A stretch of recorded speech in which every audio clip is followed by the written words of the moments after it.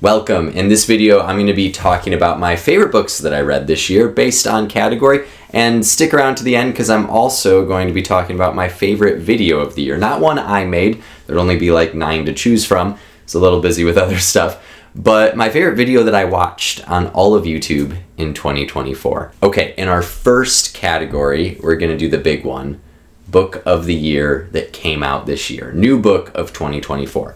And for me, my favorite book of the year, Shion Miura's Run with the Wind. Now, I don't think this book is going to be on most people's list. It came out way at the end of the year in October, and I didn't get around to reading it right away. There's also a lot of what I hear are absolutely incredible novels that came out this year, and I just simply did not read them. It was my last year of grad school, and a lot of what I was reading was not from 2024. It was a little bit older than that. So I didn't read a ton of new books this year, but I don't know if there could possibly have been anything to top this book for me in particular. See, I have been waiting for this book for many years, and some people have been waiting for this book since 2006 when it was only available like this. And if you can't tell, it's in Japanese, and I cannot read Japanese, so I could not read that book, but I knew about it because it was turned into a film and also a really popular and, well, maybe not popular, but at least really well-regarded anime adaptation. Now, I don't watch a lot of anime, but my brother told me that I absolutely had to watch this one. So I gave it a shot and was hooked within like 30 seconds because this story, Run with the Wind, is the convergence of so many of my passions. First, I love Shion Miura novels, and I've been reading her novels for many, many years. The Great Passage, one of my all-time favorite books. I also really like campus novels and campus stories. I've spent almost my entire life in education. Since pre-K, I've only spent 1 year of my life not as a student or a teacher. So I'm very interested in books about education. I find them fascinating, or at least books with an educational setting. I wouldn't say this is about education, but it takes place on a college campus. And finally, I was a very serious long-distance runner for about 8 years through high school and college. I ran on my college track and cross-country team, and was at a point that I was running about, when I was base training, 70 miles a week. So I took it very, very seriously. I ran enough to really see how beautiful it is. Well, I don't have time to train like that anymore, and I'm a little old to put my body through that sort of endurance training.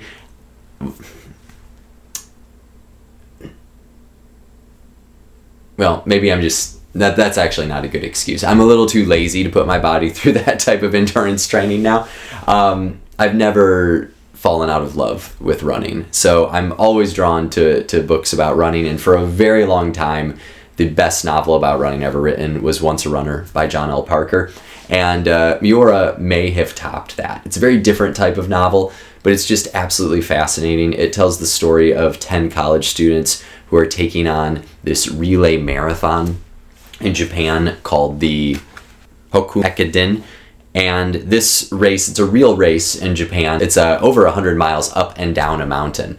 And Miura tells the story of 10 college students who are taking on this race. And many of them are doing it begrudgingly, out of guilt, out of failure to read the fine print that they're actually on the college track team, out of running away from their past. And it's just fascinating to see the transformation of these characters, how they go from despising the idea of running to kind of getting hooked on it, and then also confronting their own limitations with it. The one caveat I will say about this novel is that if you are a distance runner or know anything about distance running, some of it will seem rather fictitious and unrealistic. Some of the progression that the characters take, or their initial time trials for not being runners. But what's amazing is that your main character, Kakura, is the best runner in the group, and he is constantly kind of naysaying this potential of this group. He's saying that it's a lost cause and something that is a pipe dream. They have no chance to. So anytime I found myself sort of kind of looking at the book with skepticism, the book also kind of looked back at me with skepticism, because it is a book that's not about pure athleticism, but what it actually means to run, and to run in a group, which is an absolutely beautiful thing, and probably the main reason I don't run like I used to is I'm not on a team anymore since college, and there's something about the camaraderie of running on a team that is just unmatched. So I will do a whole video on books about running, especially fiction books about running, but that's for another time. Let's move on to our next category, which is the best book that I reread this year. And the winner of this category is Robert Louis Stevenson's Treasure Island. This is a book I read as a kid because it's an amazing adventure book, one of the best adventure books ever written. And then I read it in undergrad and studied it from a critical perspective in a class that analyzed literature written for younger audiences. And then I read it again this year, many, many years later, like a decade later, because I was adapting it into a stage play. And that was such an absolute joy to return to it from a creative standpoint. It made me feel the adventure of the initial story all over again, and thinking how I would change it and adapt it to make it fit this particular group of students and this particular setting. So that was an absolute joy. If you've not read it, it is remarkably funny. Long John Silver has got to be one of the best villain characters, or at least most endearing villain characters of all time. And it's pretty short. It's pretty short and accessible. So definitely, if you haven't read Treasure Island, absolutely read it. It holds up incredibly well. And that is the best book that I reread this year. Speaking of plays, the best play that I read this year is Two Shakespearean Actors by Richard Nelson. So this is a theater practitioner's, especially a Shakespearean theater practitioner's play.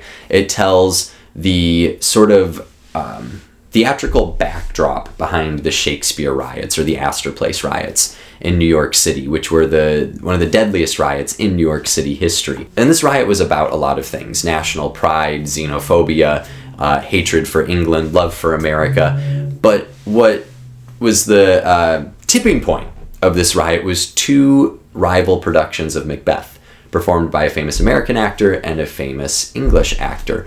And this play explores those two actors' lives and fictionalizes their interactions. But what I most loved about it, I got a chance to work on it as a technician and then see it a few times as an audience member.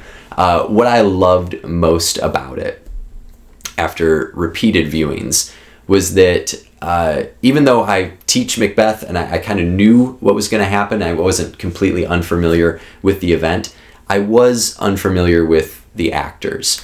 The two actors whose names are Edwin Forrest and William Macready. For a lot of people, those are just Wikipedia pages now, their names. To actually see those names kind of brought to life and see the differences in the acting style, I don't know how accurate we could say that is, but I was absolutely blown away, whether it was accurate or not. Our particular production had two amazing actors performing those roles, which really, really helps. But it was very funny. It was very engaging. It's a great play about plays, and it was moving. It was just so incredibly moving to think that performing Shakespeare, creating art, can be twisted and turned into such a political thing that leads to real violence and death. But it's also an expression of the human soul, and the play captures it wonderfully. So it's not one I had heard of before, getting employed to work on it, but I'm so glad that I did. And if you ever get a chance to see it, or if nothing else, just read it. Richard Nelson's Two Shakespearean Actors. Absolutely, check it out. Our next category is the classic book that I should have read long ago, but I'm just now getting around to. And this year, that book was Cloud Atlas by David Mitchell. Now, this book took up a number of days of my reading. It is a lot of pages, not super big print, I think the audiobook is like 19 and a half hours. I read it. I don't do a lot of audiobooks. But that gives you a sense of how long a book is. So I like looking at how long an audiobook is to gauge for reading speed. And I'm a slow reader, personally. So it took me longer, I'm sure. Cloud Atlas I read for a graduate class, and I absolutely loved it. It is this incredible, like, onion structure of a story, and it just, on the back, it's a wonderfully descriptive quote from a critic who says that Mitchell sachets through genres. So if you like genre fiction, this is the book for you. There are all sorts of genres, 19th century journal to pre-World War II love affair to corporate mystery thriller to geriatric escape comedy to sci-fi to post-sci-fi. In fact, so post-sci-fi doesn't even really feel that sci-fi anymore. And then we go all the way back through it again. And Mitchell connects all these stories so wonderfully well. It's a great read if you like music. It's a great read if you like language. And it's just an all-around amazing story. For such a long book, I wanted it to keep going. And every time a section of it ended, I was absolutely hooked. It is a masterclass in keeping the tension there for your reader. I will talk about this in more detail in a dedicated video at some point.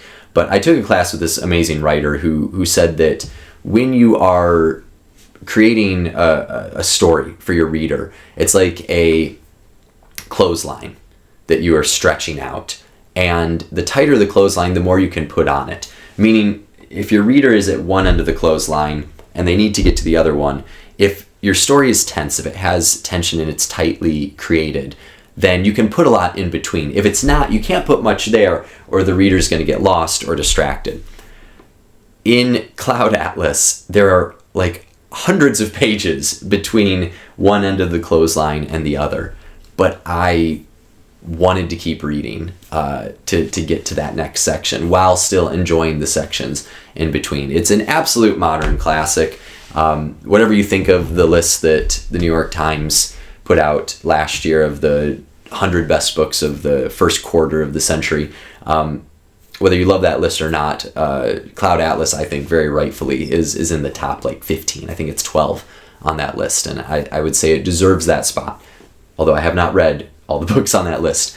For me personally, it would be one of my top books of the century so far. So if you haven't read Cloud Atlas, make some time to do so. For best nonfiction book of the year, I selected Robert Sullivan's Double Exposure. This book also came out in 2024, and had I read more full works of nonfiction, it probably would have been book of the year, for as much as I loved Run with the Wind. This is an absolutely incredible exploration of Timothy O'Sullivan, who was a Civil War photographer who then surveyed the American West. And Robert Sullivan, I'm a little biased here because he was one of my professors in graduate school, but I'm not alone in thinking that he is one of the best nonfiction writers writing today. He's written many books, he's very prolific, writes for the New Yorker, and just an absolutely outstanding, upstanding person as well. One of the best teachers I've ever had. And one of the most unique and interesting approaches to education I've ever been a part of. So very grateful for that. Sullivan is taking on a pretty difficult task here because we don't know much about Timothy O'Sullivan, the photographer. I think he says at one point in the book that if this was a biography, it would only be like 2 pages. And it's not 2 pages, it's quite a long book. So how do you write that much about someone who we know so little about? Well, that's where this really unique approach works so well. You might be a little confused who is the subject and who is the author, since it's a Sullivan writing about an O'Sullivan, and that is played into in this work. Right? It's called double exposure, which is obviously a photography term, but here we're looking at the double exposure of ourselves, of America, the author, all sorts of different things, as well as learning about Timothy O'Sullivan, what we know about him and what we can infer from what others said, and of course from his photos, some of which are incredibly well-known and iconic. Even if you don't know who Timothy O'Sullivan is, you've probably seen one of his pictures if you've studied American history. One of the cool things that Robert Sullivan brings to this is the perspective of a freelancer. And I'm not a freelancer, but I did see a lot of connections with what I'm doing right now, creating videos, or when I do write. So if you are an artist at all, I think this is or a creative person at all, I think this is a really interesting read. But what I most love about this is how Sullivan is able to teach so much and show so much about America's history, about the history of photography, about the current state of America, the West, the South, the North, pretty much everywhere. When I was taking a class with this author, with Bob, I had the distinct privilege of getting to write with him. We were writing these articles, and I sent mine in rather late because I was, a little busy, and it kind of put it off longer than I should have. I think I probably sent this to him around like 10:30, and he wrote back some edits, and I corrected them and wrote back to him thanking him, and then he wrote back some more, and then I wrote back some more, and we basically wrote a lot of these technical stylistic changes together. It was not like turning in a paper, getting feedback, and then being done. It was a lot of back and forth, pretty much till like 12:30 a.m. And he's a busy person to write something like this and all the other things he does. So I was really appreciative of that. And what I learned from that experience was that you can let the reader do more. To get more specific, this author, my professor, took out some of my sentences from this short article that I thought were pretty good. I mean, I'm biased, obviously, but they were good sentences. And he took them out, and I was confused as to why he did that. It was not like a word count thing. It wasn't like for brevity's sake. He just took them out, and I was confused, but I trusted him. And I figured out why reading one of his books now.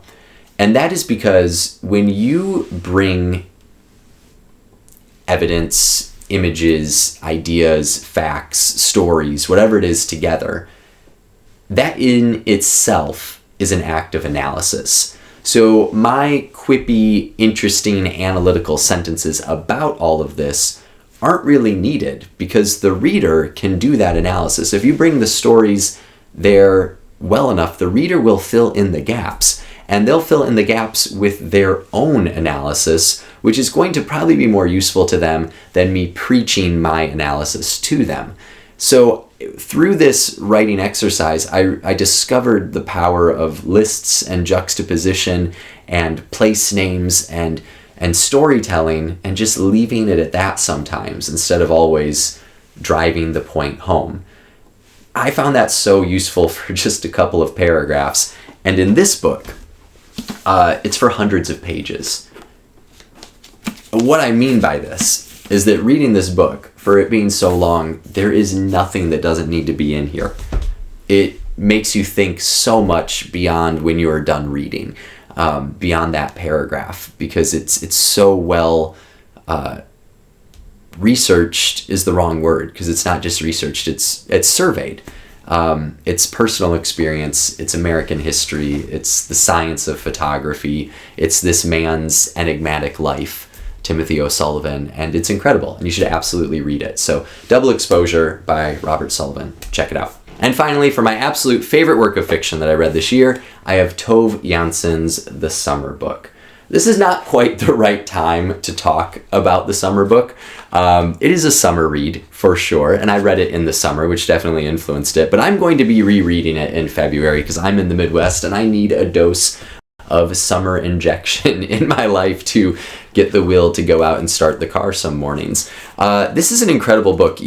I had not heard of Tove Jansson. If you are familiar with Moomin Troll, which I'm seeing all over the place now, I feel like it's becoming more popular in the United States.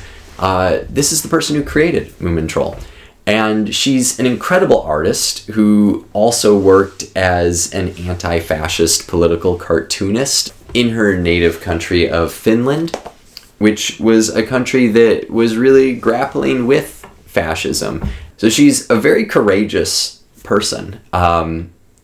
and also very funny and very lighthearted and very touching, and all of that is in the summer book.